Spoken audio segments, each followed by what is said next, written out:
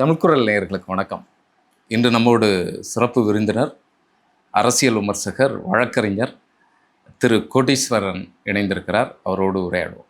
வணக்கம் sir. Sir வணக்கம். நேயர்களுக்கு அன்பு வணக்கம். சார், நம்முடைய தமிழக முதலமைச்சர் டெல்லியில் போய் நம்முடைய பிஎம்ஐ சந்தித்தார். அதுக்கப்புறம் உள்துறை அமைச்சர் அமித்ஷா அவர்களை சந்திக்கிற மாதிரி இருந்தது. அது ரத்து செய்யப்பட்டது. அதுபோல் பார்த்தீங்கன்னு சொன்னால் காங்கிரஸ் தலைவர்களை ராகுல் காந்தி, சோனியா காந்தி அம்மா இவங்களெல்லாம் சந்திக்கிற மாதிரி இருந்தது. சந்திக்காமல் வந்துட்டார். பத்திரிகையாளர்களை சந்திக்கலை. ஜேஎன்யூவில் திருவள்ளுவர் சிலையை திறந்து வைக்கிற மாதிரியான ஒரு நிகழ்ச்சி ஏற்பாடு பண்ணியிருந்தது. திருவள்ளுவரும் இப்போ காத்திருக்கிறாரு. உண்மையில் என்ன தான் நடந்தது? ஏன் இந்த இதெல்லாம் ஒரு ஒழுங்கில்லாமல் நடக்க? இதற்கான காரணம் என்ன? மொத்தம் 7 விஷயங்கள் பிளான் பண்ணப்பட்டது. பிரதமர், அதுக்கப்புறம் ஜனாதிபதி அவங்க சம்மந்தமானவங்க, அதுக்கப்புறம் அமைச்சர்கள், அதில் நிர்மலா சீதாராமன் அவர்கள், அப்புறமா அமித்ஷா, இது 4வது. அதுக்கப்புறம் திருவள்ளுவர் சிலை, அதுக்கப்புறம் அங்கே இருக்கக்கூடிய ஒரு சில நிர்வாகிகள், அதிகாரிகள் சந்திக்கிறது, அதுக்கப்புறமா 7வது காங்கிரஸ் தலைவர்களை சந்திக்கிறது. இதில் 2 விஷயம்தான் நடந்துச்சு. எது நடந்ததுன்னா, அமைச்சர் பார்க்குறது, மத்திய அமைச்சர் பார்க்குறதுல பாதி நடந்தது, பாதி நடக்கலை. அதாவது நிர்மலா சீதாராமன் அவங்களது மீட்டிங் சக்ஸஸ். அமித்ஷா அவர்களை பார்க்குறது, அதாவது ரத்துலாம் இல்லை, அமித்ஷா நேரம் ஒதுக்கலை. அமித்ஷா நேரம் கொடுக்கல. அமித்ஷா ஏன் நேரம் கொடுக்கல? அமித்ஷாக்கு என்ன கோவம்? அமித்ஷா ஏன் அப்படி நடந்துக்கிறாரு அப்படின்னா, நேரம் இல்லை, மற்றவங்களெல்லாம் பார்க்குறேன், உங்களை பார்க்க பிடிக்கல. மேபி இந்த என்டிஏ கூட்டணி இவர் பண்ணார்ல, அந்த குதிரை பேரம், அது எதனா அவருக்கு யாருன்னா சொல்லியிருப்பாங்களா என்னன்றது எனக்கு தெரியல. இன்னொன்று, இப்போ பிரதமர் முதலமைச்சரை சந்திக்காம விட்டால் அது தப்பாக போயிடும். ஒரு நாட்டில் முதலமைச்சரை மக்களால் ஓட்டு போட்டு தேர்ந்தெடுக்காரு, பிரதமர் பார்க்கலன்னா தப்பாக போயிடும். நிதித்துறையில் இருக்கக்கூடிய நிர்மலா சீதாராமன் நம்ம யார் சந்திக்கல அப்படின்னா நிதி இவங்க கொடுப்பாங்களா? சந்திக்கவே மாட்டாங்க. நிதி கொடுப்பாங்களா? பேசப்படுவாங்க. அதனால் பிஜேபி என்ன பண்ணிட்டாங்க, அது ரெண்டுத்தையும் டாக்டிக்கலாக க்ரீன். ஆனால் அமித்ஷாவை பார்க்கணும் போதுப்பா, நான் அடிப்படையில் அரசியல்வாதி, நீங்கள் பண்ணக்கூடிய இந்த இப்போ அரசியல் பண்ணுறீங்களே தமிழ்நாட்டில், அந்த அரசியல்லாம் எனக்கு ரொம்ப பழக்கம். நீ எங்கள் ஆளுங்களுக்கே இதெல்லாம் பண்ணி விட்ருக்குற, பத்தாதுக்கு காங்கிரஸ் வேறு நாளைக்கு போய் பார்ட்டின்றீங்க, காலைல விருந்துன்றீங்க, சந்தோஷன்றீங்க. நான் பிஜேபி, நீ காங்கிரஸ் மைண்ட் செட்டு.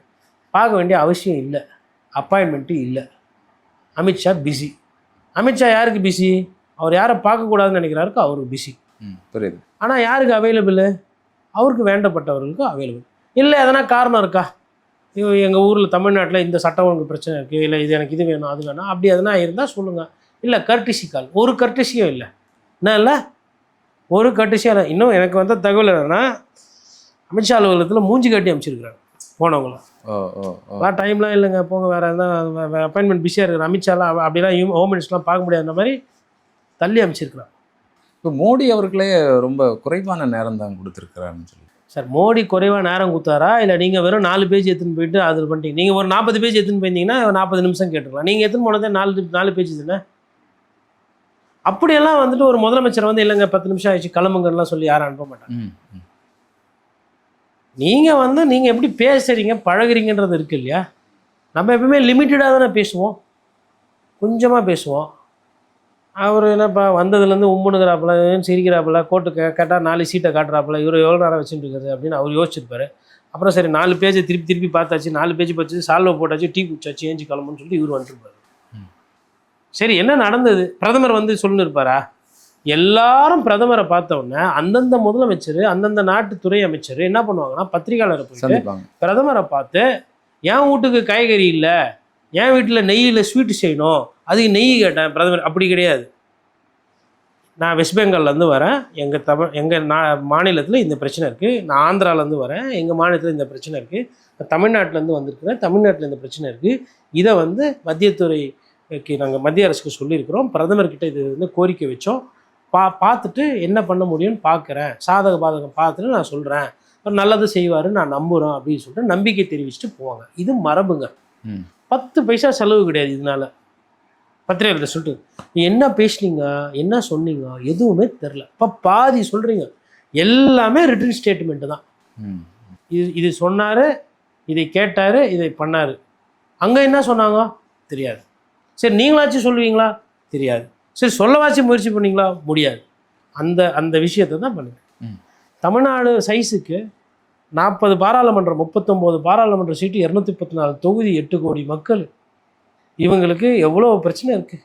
என்னை கேட்டிங்கன்னா அரை மணி நேரம் லைனாக சொல்லுவேன். நீட்லேருந்து ஆரம்பித்து பரந்தூர், மேல்மா, வேலையில்லா திண்டாட்டம், பெண்கள் பாதுகாப்பு, போதை பிரச்சனை, கடல் வழியில் வந்து போதைப் பொருள் நிறைய தமிழ்நாட்டுக்குள்ளே வருதுன்றாங்க, இங்கேருந்து நிறைய விஷயம் தப்பாக வெளியில் போகுதுன்றாங்க. அதுக்கு வந்து அப்படியே கோர்ட்டில் வந்து எவ்வளோ நீதிமன்றம் இருக்குது, அதுக்கு எவ்வளோ ஜட்ஜு போடணும், எதெல்லாம் வந்து மத்திய அரசு ஜட்ஜு போடணும், எதெல்லாம் மாநில அரசு போடணும், அதுக்கப்புறம் இளைஞர்கள் வந்து மும்மொழி கொள்கை எடுக்கிறதா, இல்லை அப்புறமா உயர்கல்வியில் என்ன கொள்கை, இந்த கல்வியில் என்ன கொள்கை, கவர்னருக்கு அதிகாரம் இருக்கா இல்லையா துணைவேந்தர் போடுறதுல, இல்லை அரசே துணைவேந்தர் போடணுமா, அதுக்கப்புறமா மத்திய அரசு வேறு எதுனா நீங்கள் எதனா கடை திறக்க போகிறீங்களா எங்கள் ஊரில், அதுக்கு நான் இடத்த கையகப்படுத்தணுமா, அப்புறம் தமிழ்நாட்டில் இவ்வளோ ரயில் ஓடுது, அப்புறம் சென்னை, சேலம், திருச்சி, மதுரை இந்த மாதிரிக்கெலாம் மெட்ரோ ரயில் வருமா வராதா, இவ்வளோ இருக்குதுங்க. நான் தான் ஒன்லைனர் சொல்லு போகிறேன். அதுக்கப்புறம் இந்த சானிடேஷன், ஜல்ஜீவன் திட்டம், அதில் வந்து என்னென்ன பண்ண போகிறீங்க, அதுக்கப்புறம் போக்குவரத்து, அதில் வந்து பஸ் எலக்ட்ரிக் பஸ் மாற்றுறதா இல்லை இருக்கிற பஸ் இப்படியே ஓடுறதா, அப்புறம் சிலிண்டர் தட்டுப்பாடு, இதில் என்ன நிலைப்பாடு எடுக்கணும், சிலிண்டர் எப்போ கிடைக்கும், மக்கள் பிரச்சனை எப்போ போகும், அதுக்கப்புறம் மின்சார வெட்டு எங்களுக்கு இருக்குது, நீங்கள் வந்து இது எதனா ரேட்டு கிட்டு பவர் கிரிட்டு, பவர் ஃபினான்ஸுக்கு வந்து இந்த மாதிரி ரேட்டெல்லாம் ஏற்றிட்டு போகிறாங்க, நாங்கள் வாங்குகிறோம், ஆர்இசிக்கும் தமிழ்நாடு டான்ஜெட்கோக்கும் எதனா கனெக்ஷன் இருக்கா, இவ்வளோ இருக்குது. அப்புறம் Indian oil, HP, Bharat petroleum, இவங்க பங்க் இவ்வளோ பங்க் இருக்குது, என்ன பண்ணுறது, எரிசக்தி துறை அமைச்சர்கிட்ட எதனா பேச போகிறோமா, இவ்வளோ இருக்குது.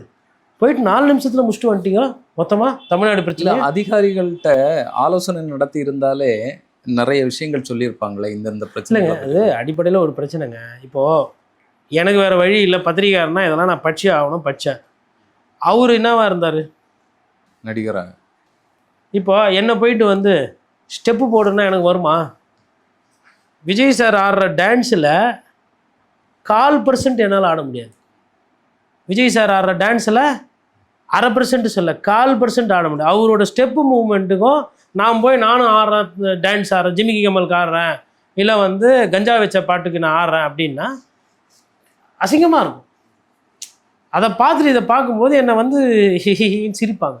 ஆனால் ஒரு வாய்ப்பு கிடைச்சா நீங்கள் ஆடுறதுக்கு முயற்சி பண்ணுவீங்கல்ல, பயிற்சி எடுப்பீங்கல்ல. அதாவது என்னோட தொழில் அது ஆகிப்போச்சு, எனக்கு அதுதான் ஆகிப்போச்சு, இல்லை நான் மக்கள்கிட்ட அதை தான் செய்ய போகிறேன்னு நான் சொல்லிட்டு வரேன் அப்படின்னா நான் செய்வேன்.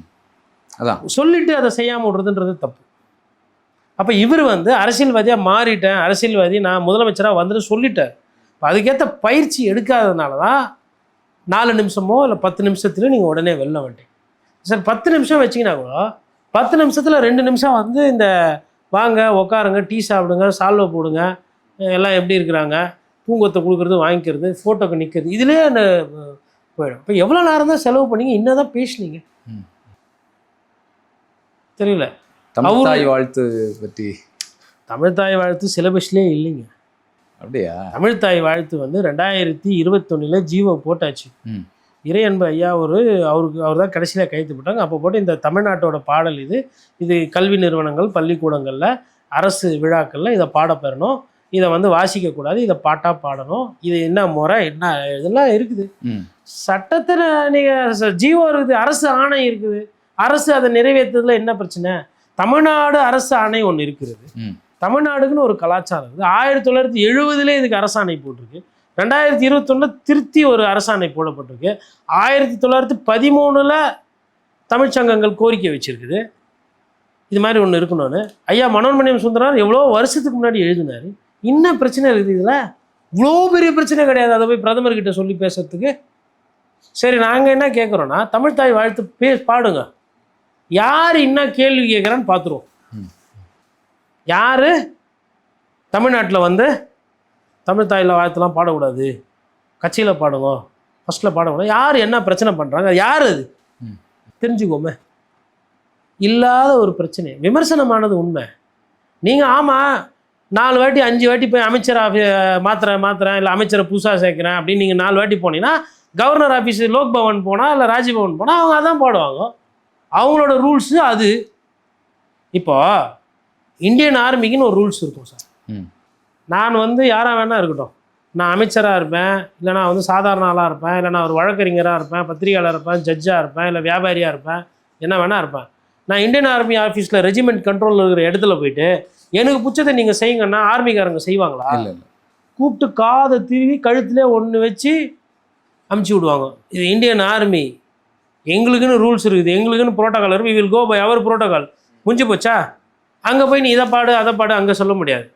அவங்களுக்கு ரெஜிமெண்ட்டு, குர்கா ரெஜிமெண்ட்டா, மெட்ராஸ் ரெஜிமெண்ட்டா, ரெஜிமெண்ட் ப்ரைடு தான் அவங்களுக்கு ப்ரைடு. அதுதான் அவங்களுக்கு அங்கே இலக்கணம், அதான் அவங்க தர்மம், அதான் அவங்க மரபு. அது மாதிரி ஒவ்வொன்றும் இருக்குது. இது தெரியாமல் அங்கே போய் அவர்கிட்ட மனு கொடுக்குறது. அவர் என்ன இப்போ பாட்டு தமிழ் தாய் வாய்த்து ரெக்கார்ட் பண்ணி சிடி போட்டு கொடுப்பாரு, அவங்களுக்கு பென் ட்ரைவில் காப்பி பண்ணி கொடுப்பாரு. போய் பாடுங்க, நான் கொடுத்துட்டேன், இனிமேல் போட்டுக்கோங்க. என்ன பண்ணி வச்சுக்கிறீங்க? எதுக்கு போய் பேசணும், எதுக்கு பேசக்கூடாது, எதுக்கு யாருக்கிட்ட போய் நிற்கணும் தெரியலையே.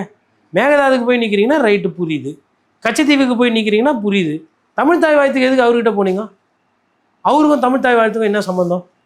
அவர் அடிக்கடி சொல்கிறார்ல, தமிழ் ஹே ரிச் லாங்குவேஜ், தமிழ் கற்றுக்காதது வருத்தம் ஹே, திருக்குறள் ஹே, திருவள்ளுவர் கிரேட் பொயட் ஹே அப்படின்னு இவர் என்ன நினச்சிட்டாரு? ஓகே, சரியான மேட்ச் ஐடென்டிஃபைடு. இந்த இதுலலாம் பார்த்தீங்கன்னா மேட்ச் ஐடென்டிஃபைடு, மேட்ச் ஃபவுண்டுன்னு இந்த ஆர்டிஃபிஷியல் இன்டெலிஜென்ஸில் காட்டும். உடனே ஓகே, இவர்கிட்ட போனால் இவர் தீர்வு கொடுத்துருவார். சார் தீர்வு கையில் இருக்குது சார், நெஞ்சு தைரியம் தான் சார் தீர்வு. இதுக்கு பாடுங்க, யார் நிப்பாட்டுறா பார்ப்போமே. தமிழக முதலமைச்சர் சார், நீங்கள் இவ்வளோ பேர் மக்கள் இருக்கிறாங்க உங்கள் பின்னாடி, போயிட்டு தேவையில்லாத விஷயத்தெல்லாம் நீங்கள் முன்னுதாரணமாக தப்பாக பண்ணி காட்டாதீங்க. இதுக்கு முன்னாடி இந்த முதலமைச்சர் யாருன்னா தமிழ் தாய் வாழ்த்து தூக்கின்னு போனாங்களா? ஏன்? அவங்களுக்கு தெரியும் எது சப்ஜெக்ட்டுன்னு தெரியும். சப்ஜெக்டு தெரியாமல் மேக்ஸ் வாத்தியார்கிட்ட ஹிஸ்ட்ரி புக் எடுத்துன்னு போகிறீங்க. அவரு மேக்ஸ் வாத்தியார், ஹிஸ்ட்ரி புக் எதுக்கு எடுத்துன்னு போனீங்க அவர்கிட்ட? ஹிஸ்ட்ரி வாத்தியார்கிட்ட எடுத்துன்னு போனோம்ல. டவுட் இருந்தா உங்களுக்கு டவுட்டு, இப்போ எனக்கு டவுட் இல்லை. வழக்கறிஞராக என்னால் 100% சொல்ல முடியும், தமிழ்நாட்டில் தமிழ் தாய் வாழ்த்து பார்த்தா சட்ட சிக்கல் எதுவும் இல்லைன்றது என்னோட புரிதல். ராஜ்பவனில் பாட மாட்டாங்க, லோக் பவனில். அதே நான் சொல்கிறேன். கவர்னரும் வராரு, முதலமைச்சரும் வராருன்னா முதலமைச்சர் தான் அறிஞர் அண்ணா போட்ட விதை மாநில சுயாட்சி, அது இருக்குது, அதை இல்லாமல் பண்ணாதீங்க. அது வந்து உரிமை சார். ஒரு விஷயத்தை கராத்தே தியாகராஜன் டெப்டி மேயராக இருக்கும்போது ஒரு விஷயம் சொல்லுவார்.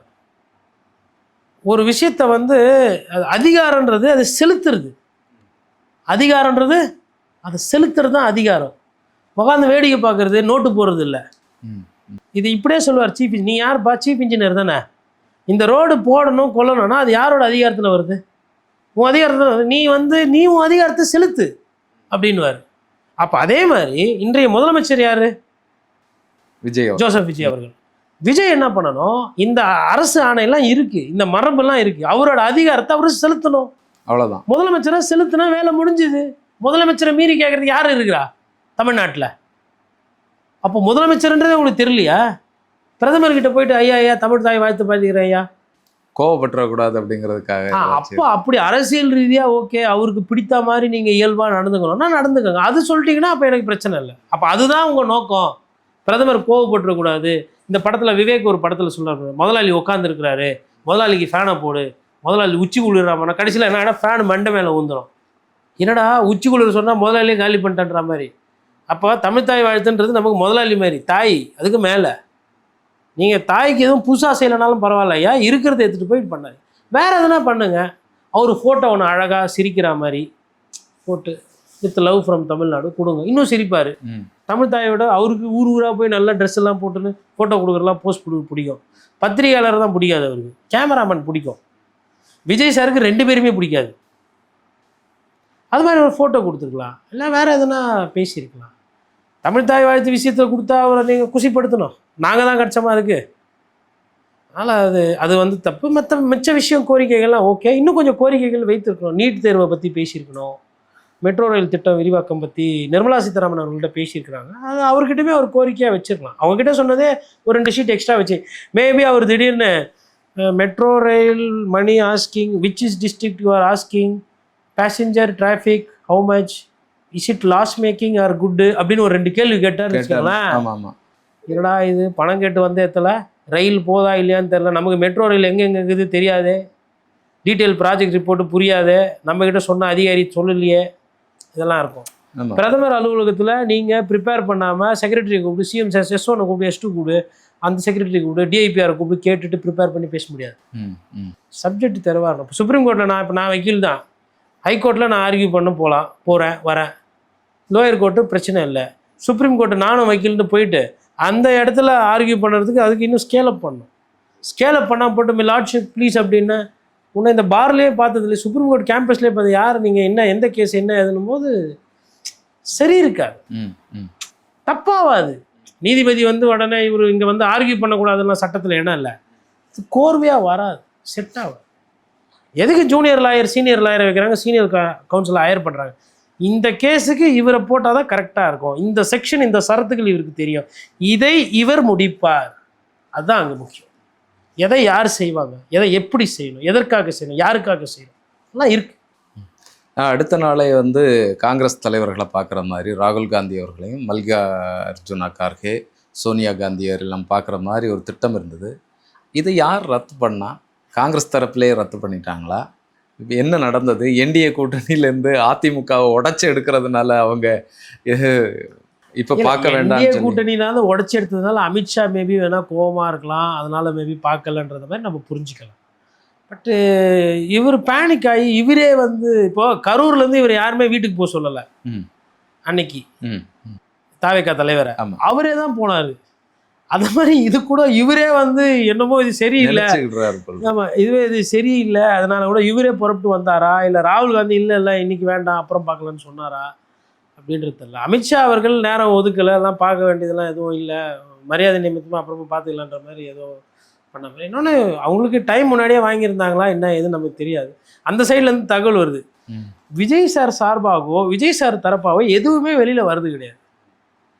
ராகுல் காந்தியும் இதெல்லாம் சொல்லிட்டு இருக்க போகிறது இல்லை, ஏன் விஜய் சந்திக்கல இல்லை முந்தின நாள் நடந்த விஷயங்கள் பதட்டமாகி பதட்டமானா எல்லாருமே. இப்போ நம்ம ஒரு ஊருக்கு போகிறோம், அங்கே ஒரு பதட்டம் ஆகிப்போச்சு, அந்த ஊரில் இருப்போமா நம்ம? இப்போ ஒரு பேச்சுக்கு நான் ஒகேனக்கல் குளிக்க போகிறேன், குளிக்க போன இடத்துல தள்ளு முள்ளு ஒரு தகராறு, பதட்டம் ஆகிப்போச்சு, நான் மறுநாளும் போய் குளிக்க போயிட்டு இருப்பேனா? இல்லை, அடுத்த வேலையை பார்ப்பேன், மூட் அவுட் ஆகிப்போச்சு, நான் மூட் அவுட் ஆச்சு, நான் போய் தொழிலை பார்ப்போம். ஒரு ஹோட்டலுக்கு போகிறோம், தோசை இந்த பெருசாக பன் மாதிரி எடுத்துகிட்டு வைக்கிறாரு, எப்போ என்னப்பா ரோஸ்ட்டு கேட்டால் பன் மாதிரி வைக்கிறீங்கன்னா எங்கள் ஊரில் தான் ரோஸ்ட்டு அப்படின்றாருன்னு வச்சுக்கோங்களேன். அது வைக்கிறவர் நம்ம ஒன்று பேச அவர் ஒன்று பேச பதட்டமாகி போகுது. நம்ம என்ன பண்ணுவோம், உட்காந்து பொறுமையாக இல்லை இன்னும் கொஞ்சம் சால்னா ஊற்று, பன்னு மாதிரி இருந்தாலும் பரவாயில்ல நான் பிச்சு சாப்பிட்றேன் அப்படின்னு நான் சாப்பிடுவோம்.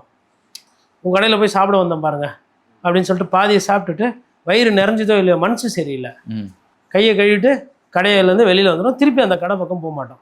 இதுதான் பதட்டமானா நடக்கும். மேபி அது மாதிரி எதனா யாருன்னா பதட்டத்தை காட்டினாங்களா, அந்த படத்தில் சொன்னால் பதட்டம் காட்டா பரமா அப்படிவாப்பில், அந்த மாதிரி எதனா பதட்டம் ஆகிப்போச்சா, இல்லை யாருனால பதட்டம், இல்லை நீங்கள் இப்போ மான்லாம் பார்த்தீங்கன்னா தெரித்துனீங்கன்னா அதுவே அதுக்கு பதட்டம் ஆகிடும்.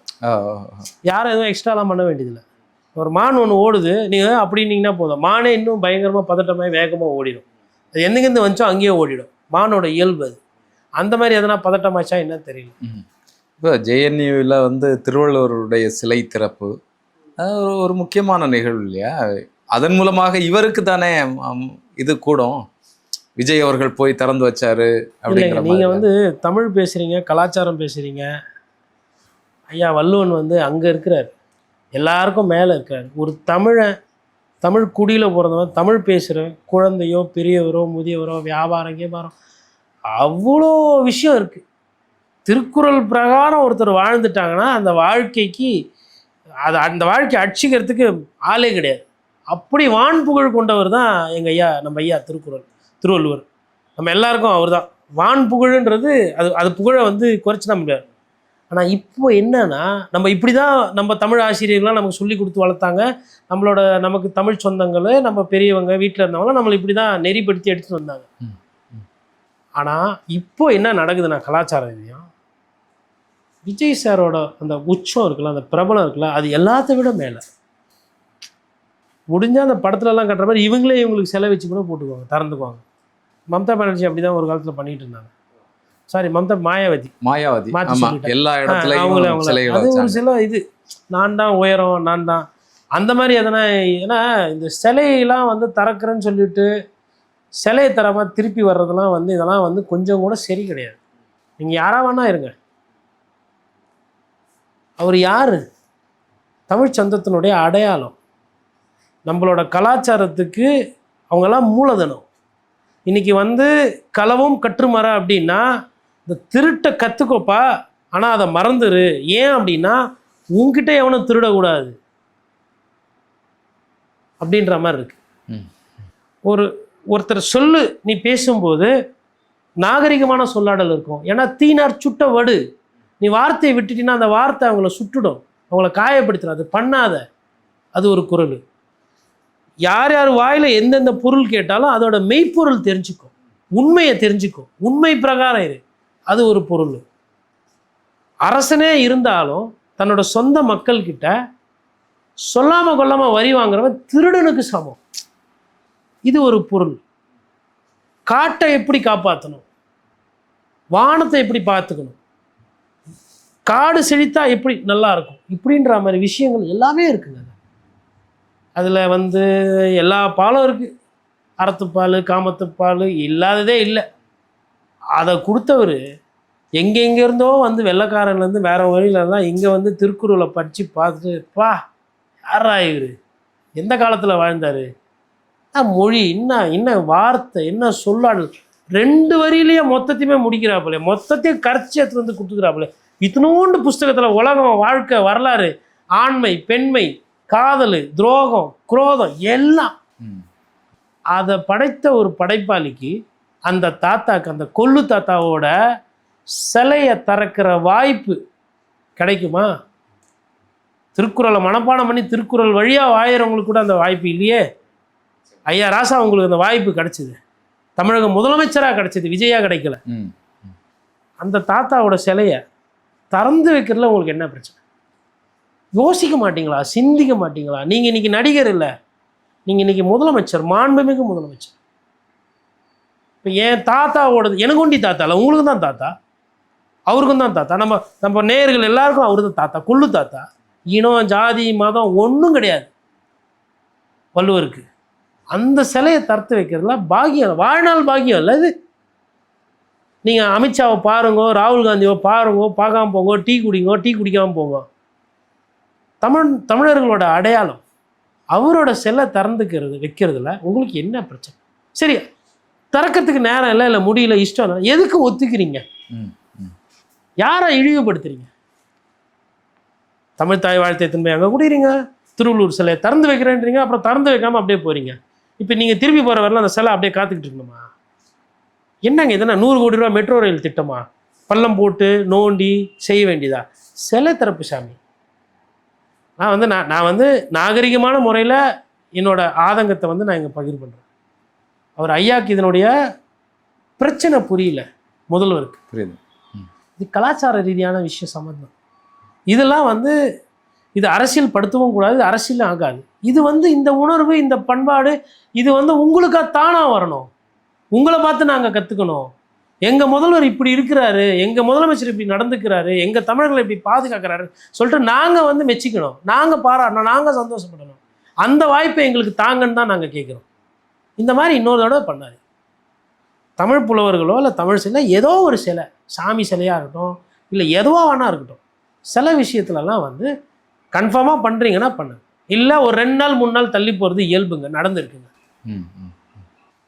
என்ன காரணமே தெரியாமல் திருப்பி வருது, என்னங்க சொல்கிறது? நீங்கள் எப்போ திருப்பி டெல்லி போகிறது? எப்போ ஜேஎன்யூவில் இருக்க ஸ்டூடெண்ட்ஸ் என்ன நினைப்பான்? அவங்க தரப்புலேருந்து எந்த விளக்கம் சொல்லலையே முதல்ல. விஜய் ஐயாவை பொறுத்தவரைக்கும் தாவேகா தரப்புலேருந்து எந்த விளக்கமும் வராது, புதுசு கிடையாது. இது இப்படி தான் போகுது, இது இனிமேல்ட்டு இப்படி தொடரக்கூடாதுன்றது என்னோட தாழ்மையான கோரிக்கை. தொடர்ந்து பேசணும் சார், உங்களுடைய நேரத்திற்கும் கருத்துக்கும் நன்றி.